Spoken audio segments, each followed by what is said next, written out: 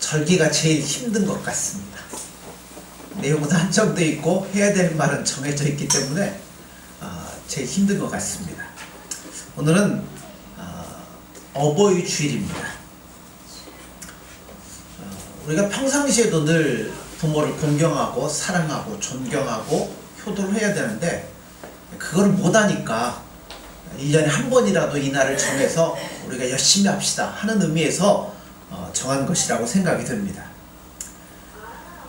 하나님께서 그래서 오늘 어버이 주일을 맞이해서 하나님께서 원하시는 부모 공경의 자세는 무엇인가 하는 것을 가지고 우리가 말씀을 나누면서 은혜를 나누기를 원합니다. 현대인의 성경을 보면 율법에 대해서 세 가지의 이름으로 나옵니다. 첫째는 하나님의 법, 둘째는 예수님의 법, 세 번째는 모세의 법이라 이렇게 기록하고 있습니다. 그런데 율법, 하나님의 법이라 부를 때는 주로 무엇과 관계해서 부르냐면 십계명과 연관해서 부릅니다. 십계명은 우리를 창조하셨던 창조주 하나님의 의지가 담겨있는 법입니다. 십계명은 세상을 창조하시고 사람을 지으신 하나님께서 이 세상과 인간을 이렇게 가르치고 싶다 하는 뜻이 포함된 것이 십계명입니다. 이 십계명을 주실 때 다른 법과 달리 아주 독특한 방법으로 우리에게 주셨어요. 먼저는 하나님께서 시내산에서 모든 백성이 들을 수 있는 큰 우레와 같은 음성으로 이 법을 선포를 하셨습니다. 그리고 그 다음에는 친히 두 돌판에다가 친필로 새겨서 모세에게 주셨습니다. 그리고 세 번째는 그 법을 언약궤에다 넣어서 보관하도록 명령을 하셨습니다. 그러니까 가만히 보세요. 하나님이 선포하셨고 친필로 써서 주셨고 그것을 언약궤에 보관하게 하신 만큼 십계명이 중요하기 때문에 이렇게 말씀하신 겁니다. 그러므로 여러분 다른 법은 몰라도 십계명은 절대 폐지될 수 없는 법입니다.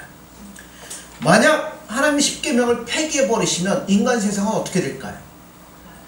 사람의 마음에 있는 양심, 도덕 다 무너져서 아주 무법천지가 되어버리고 말 겁니다. 자, 그 십계명 가운데 오늘 우리가 말씀하려는 게 5계명. 5계명 뭐죠? 내 부모를 공경하라. 예수님은 말씀만 하는 분이 아니셔요. 직접 몸으로도 보여주십니다.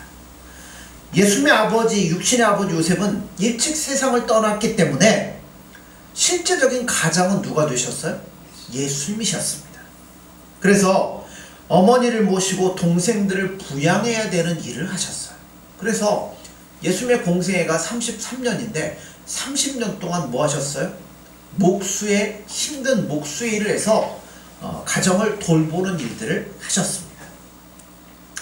예수님의 효는 그것뿐만이 아니죠. 십자가 위에서도 잘 나타납니다. 십자가에 못 박혀 마지막 숨을 거두시는 순간에도 누구를 걱정하셨어요? 어머니를 걱정했습니다. 그래서 제자 중에 하나였던 요한에게 자기 대신 그 어머니를 부탁할 정도로 예수님의 효심은 지극하셨습니다. 그래서 우리는 하나님의 손으로 지어진 피조물로서 하나님의 법 아래 있고 동시에 예수님의 십자가의 거룩한 피로 구속을 받은 백성으로서 예수님의 법 아래 우리는 놓여 있는 겁니다. 따라서 우리 누구처럼? 예수님처럼 순종해야 되고 예수님의 명령을 우리는 철저하게 지켜야 되는 겁니다. 내 부모를 공경하라 하는 이 5계명은 시대에 따라서 혹은 사람에 따라서 변하는 법이 절대로 아닙니다. 시간을 초월하고 세계를 초월해서 영구히 살아계신 하나님이 우리에게 주신 법이라는 겁니다. 그래서 부모 공경은 약속 있는 첫 계명이라 이렇게 말합니다. 예전에 경남에서 70대 어머니가 아파트에서 뛰어내리셔서 자살하셨습니다. 왜 뛰어내렸냐면 이분이 치매가 있으셔요. 근데 치매가 있는 분도, 그러니까 치매가 있는데 자녀들이 잠깐 집을 비운 사이에 뛰어내리신 거예요. 왜 뛰어내렸을까요? 치매 걸렸더라도 눈치가 있잖아요. 정신이 돌아올 때는 말짱하잖아요. 네. 나 때문에 자녀들이 얼마나 불평할까. 또 자녀들 열심히 섬긴다고 하지만 때로는 뭐예요? 짜증도 나죠. 때로는 막 속마음이 나올 때도 있죠. 그러니까 그 얘기를 들을 때면 어때요? 마음이 너무나 아프고 내가 이렇게 살아서 뭐하나. 더 이상 자녀들에게 해를 끼치고 싶지 않다. 그래서 자녀들이 집을 비운 사이에 뛰어내려서 자살을 택했다고 합니다. 그러니 누가 나이 드신 부모님을 잘 섬긴다고 함부로 얘기할 수 있겠어요? 저도 아버지가 이제 돌아가시고 어머니만 계신데 가끔 가면 늘 염려와 걱정해. 야, 건강 잘 챙겨라. 너 밥은 잘 먹냐? 늘 저는 잘 먹고 잘 챙기고 있는데 늘 자식에 대한 염려, 걱정, 근심, 이게 끝이 없으십니다. 부모 공경에 대한 하나님의 명령은 어떠한 변명의 여지도 남겨두질 않습니다. 부모 공경은 하면 좋고 상황에 따라 못해도 그만인 것이 절대 아닙니다. 신명기 5장 16절에 보면 너는 너희 하나님 여호와의 명한 대로 내 부모를 공경하라 말씀을 합니다. 이 명령에는 어떠한 조건도 달지 않으셨어요. 그냥 무조건적으로 이거는 해라 라고 말씀한 거예요. 심지어 하나님은 이 명령을 어기는 사람에 대해서는 가장 엄중한 벌을 내리시겠다라고 말씀합니다. 출애굽기 21장 15절 17절에 보면 자기 아비나 어미를 치는 자는 반드시 죽일지니라 라고 말씀했고요.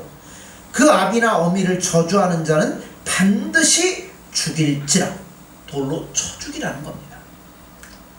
근데 이거는요 3계명을 어긴 사람들에게 주는 형벌입니다.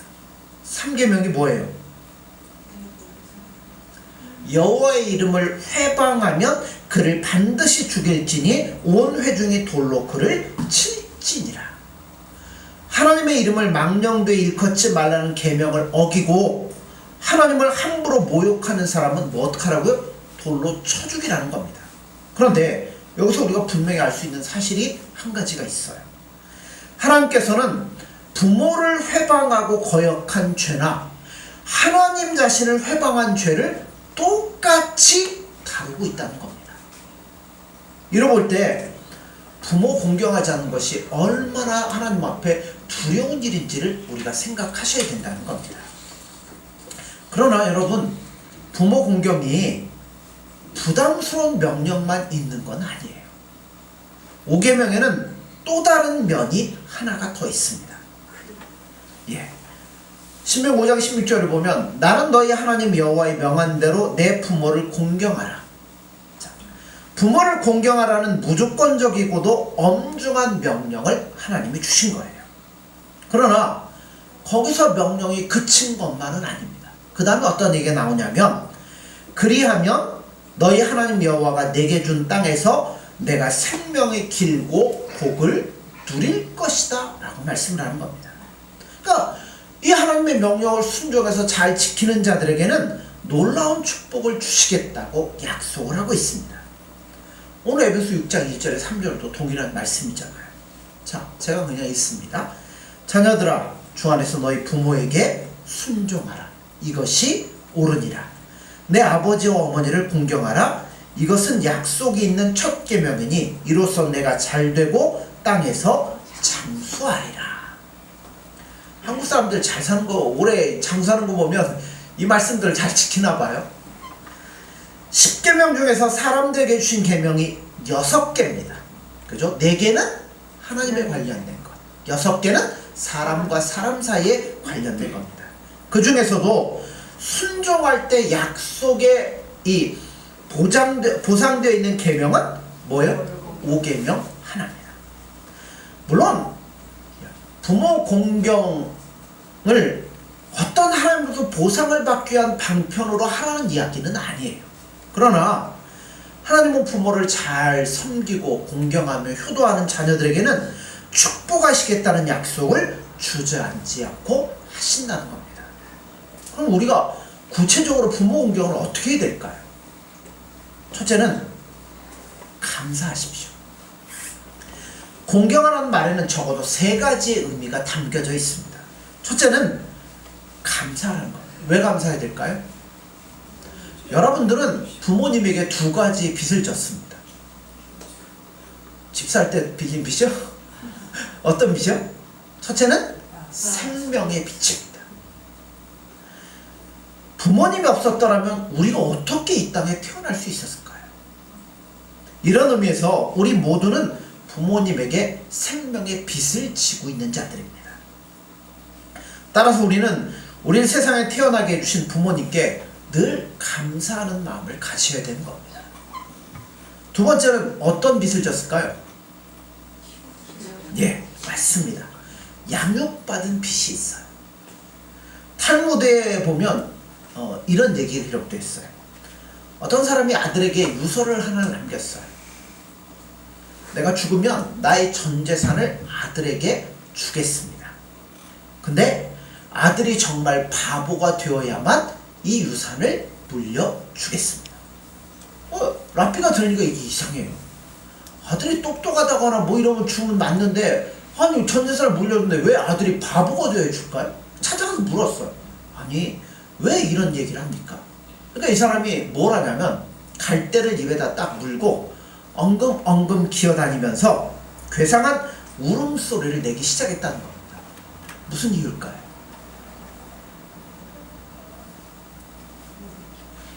그의 행동은, 내 아들이 이제 장가를 가고 아들을 낳아서 부모가 되면, 여러분 아이 낳으면 어때요? 아빠 엄마 다 바보 되잖아. 깍꿍 이래가면서 막 엉금엉금 기어다니고 막 이런 거. 누가 그런 거 합니까? 부모니까 하잖아요. 왜요? 자녀를 사랑하니까. 그 자녀를 잘 기르고 그 자녀를 훌륭한 인물로 만들기 위해서. 그래서 그때부터 부모가 뭐가 돼요? 바보 되어서 오직 자녀를 바라보며 온 힘과 노력을 기울이지 않습니까? 그러니까 자식이 태어나면 인간은 바보가 된다는 속담이 아마 여기서부터 유래가 된 것 같습니다. 생각해 보세요. 부모님은 우리가 스스로 살아갈 수 없는 미성년기에 수십 년 동안 돌보고 먹이고 가르치고 사랑해 주셨습니다. 인간은 세상에 태어나서 부모로부터 독립하기까지 몇 년 걸릴까요? 적어도 20년 이상. 근데 요새는 더 걸리더라고요. 그죠? 대학교 졸업할 때까지. 대학 졸업하면 끝납니까? 결혼시켜야죠. 결혼하면 끝납니까? 손자 손녀 봐야죠. 끝이 없습니다. 그 정도로 부모의 사랑은 지극하지 않습니까? 동물 가운데서 인간처럼 오랫동안 부모 밑에서 보호를 받는 동물 아무도 없습니다. 1년 지나면 다 독립해서 다 나가요. 근데 인간만 이렇게 오래 걸리는 겁니다. 그렇기 때문에 하나님 뭐라고요? 네가 이렇게 살 수 있을 때까지, 인간 한 사람의 구실을 할 수 있을 때까지 부모가 그렇게 노력을 하며 온 힘을 기울였으니까 너는 부모를 절대적으로 사랑하며 감사하라고 말씀하고 있는 겁니다. 2번째, 부모 공경 어떻게 해야 될까요? 순종하십시오. 시대가 급변하면서 자녀들은 부모들의 가르침이나 권면에 세대 차이를 느껴서 잘 들으려 하지 않을 때가 많습니다. 저도 양심에 찔려서 양심에 찔립니다. 구시대적인 사고를 가지고 계신 연로하신 부모님에게 어떤 사람들은 순종할 필요성을 느끼지 못할 때도 많이 있어요. 때로는 체면상 부모님의 말을 이렇게 들어주는 척하지만 정말 거기에 순종하지 않는 그 모습들이 우리 가운데는 너무나 많이 있습니다. 사실 어떤 면에서는 자식 입장에서 보면 부모의 말이 진부한 말처럼 들릴 수도 있습니다. 그러나 중요한 것은 심지어 우리가 이런 입장에 있을지라도 부모님께는 순종해야 된다는 겁니다. 펜실베니아 주립대학의 워너샤이라는 박사가 있는데, 이 사람이 30년 동안, 진짜 오래 걸렸죠, 4,000명을 대상으로 나이와 인지 능력의 변화의 상관관계를 연구했습니다. 말이 복잡하죠? 쉽게 얘기하면 이거예요. 나이를 먹으면서 지능이나 감각 따위가 어떻게 변하는가 하는 걸 30년 동안을 연구를 했습니다. 근데 이분이 내놓은 결론이 놀랄만합니다. 어떤 결론을 내렸냐면 특별한 질병이 있어서 신체가 약해진 사람을 제외하고는 75세까지 인지 능력의 변화가 없다라는 겁니다. 다시 말해서 75세까지는 머리가 뭐 둔해진다든가 말이 어눌해진다든가 하는 일은 절대 일어나지 않는다는 겁니다. 심지어 75세를 넘어간 사람이라 할지라도 현저하게 저하되는 것들은 뭐 기억력, 이건 뭐 75세 안 돼도 여러분 알잖아요. 우리도 깜빡하잖아요. 기억력이나 정보 처리 능력, 언어 감각, 공간 감각 같은 것들 뿐이다 라고 말합니다. 그런데 75세가 넘어도 쇠퇴하지 않고 증가되는 게 있다고 합니다. 그것은 다름 아닌 뭘까요? 지혜입니다. 지혜가 뭐예요? 우리의 오랜 인생 경험을 통해서 어떠한 일들이 딱 닥쳤을 때 이것을 판단하고 대처하는 능력이 지혜예요. 나이가 들어도 지혜는 쇠하지 않을 뿐만 아니라 사람에 따라서는 오히려 더 발전할 수 있다고 하니까 여러분 참으로 놀라운 일일 수밖에 없다는 겁니다. 출애굽기 18장에 보면 모세 장인 이드로의 이야기가 길게 걸쳐 나옵니다. 근데 그 이야기의 핵심은 이거예요. 자, 모세가 이스라엘 백성들 몇 명을 끌고 나왔어요? 장정만 60만이니까 뭐 여자, 노인, 뭐 아이 하면 한 200만 명이 나왔어요. 자, 지도자는 딱 누구예요? 모세 한 사람이에요. 그러니까 가다가 하나님 명령을 따라서 인도하심을 따라서 구름 기둥과 불 기둥을 따라가다 보면 그게 그 자리에 머물 때도 있고요. 또 움직일 때도 있고요. 그 200만 명이 가다 보니까 뭐 별 사소한 일이 다 있을 거 아닙니까?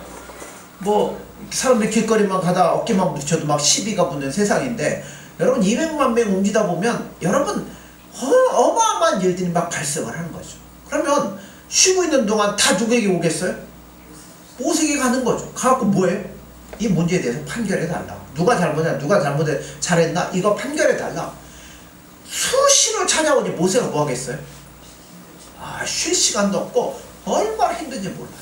근데 모세 장인이 옆에서 그거를 보니까 참 딱하기도 하고 한심하기도 하고 왜 저렇게 일을 하나?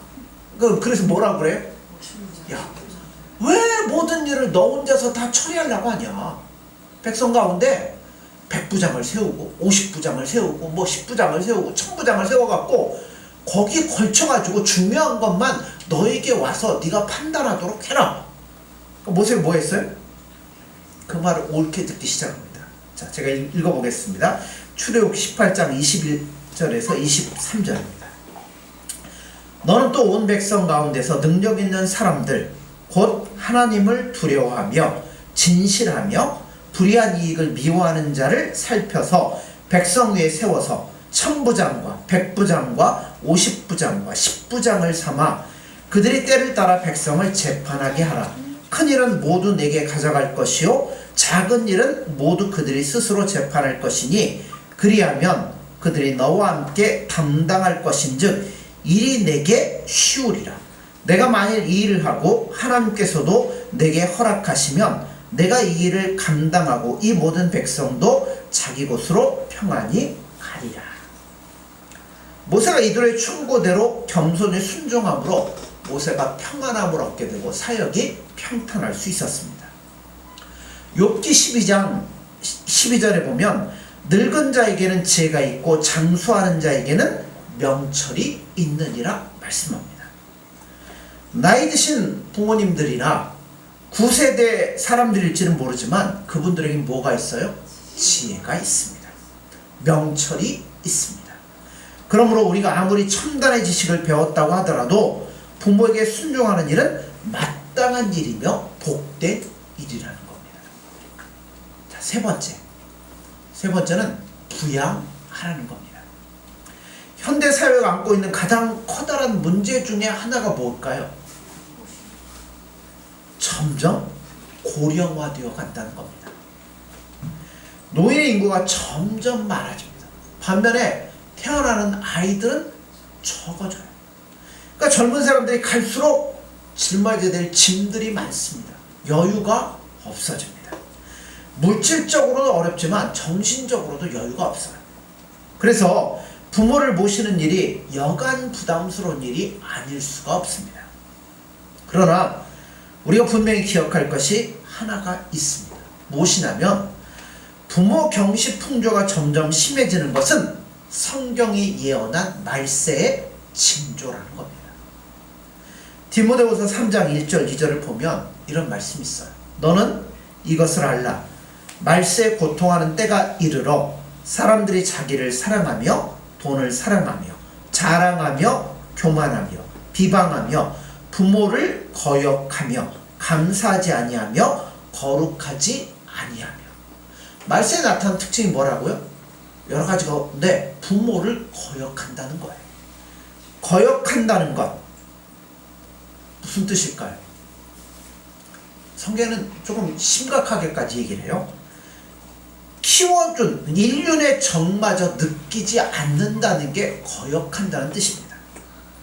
그러니까 자기를 낳고 키워준 정마저 느끼지 않는다는 겁니다. 그럼 남의 얘기가 아니라 우리 주변에서 지금 우리가 직접 경험하고 목격하고 보는 일들입니다. 이럴 때 우리는 부모를 공경하라고 하시는 하나님의 말씀을 다시 한번 두려워 떨면서 우리가 깊이 생각하고 마음에 새겨야 할 줄로 여러분 믿습니다. 하나님은 우리에게 오늘 말씀처럼 내 부모를 공경하라 말씀합니다. 세상은 여러 가지 핑계거리를 대겠죠.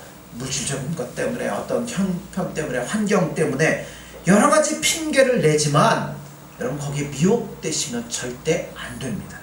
왜냐하면 우리가 따라가야 될 법은 세상의 법이 아니라 하나님의 법이잖아요. 그러므로 우리는 하나님의 말씀이 이러니까 이렇게 따라가셔야 되는 겁니다. 세상이 이러니까 하고 따라 안 가면 그걸 따라가면 안 된다는 거죠. 그러므로 하나님의 말씀대로 여러분 순종하십시오. 하나님께서는 부모를 잘 공경하는 사람들에게 특별한 은혜를 주신다고 분명히 말씀하고 약속하십니다.